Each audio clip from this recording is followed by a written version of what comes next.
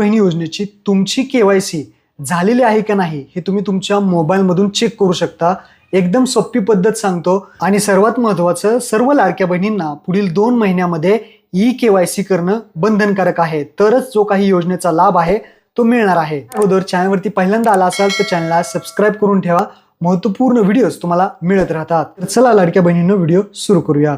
तर सर्वात प्रथम तुमच्या मोबाईलमधून ladkibahn.maharashtra.gov.in या वेबसाईटवरती यायचं आहे। वेबसाईटची लिंक तुम्हाला डिस्क्रिप्शनमध्ये दिली आहे। इथे आपल्याला मुख्यमंत्री माझी लाडकी बहीण KYC पूर्ण करण्यासाठी जो बॉक्स दिलाय त्यावरती क्लिक करायचं आहे। त्यावरती क्लिक केल्यानंतर तुम्ही इथे येणार आहात। इथे आपल्याला लाभार्थी आधार क्रमांक विचारला जाईल, म्हणजेच लाडक्या बहिणीचा इथे आधार नंबर टाकायचा आहे।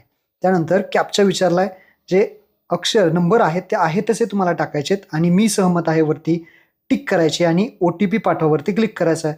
OTP पाठवावरती जर तुम्ही क्लिक केलं तर तुम्हाला असं यायला पाहिजे, वॉर्निंग आली आहे की या आधार क्रमांकाची KYC प्रक्रिया पूर्ण झालेली आहे। असं जर वॉर्निंग येत असेल तर लक्षात ठेवा तुमची KYC पूर्ण झालेली आहे, तुम्हाला आता काही काळजी करायची गरज नाही।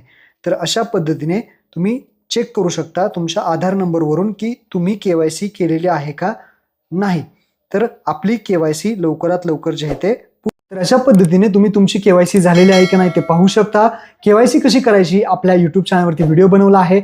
YouTube वरती जाऊन तुम्ही सर्च करा मराठी कॉर्नर KYC, तुम्हाला व्हिडिओ भेटेल आणि हा व्हिडिओ पाहून आपली KYC पूर्ण करून घ्या।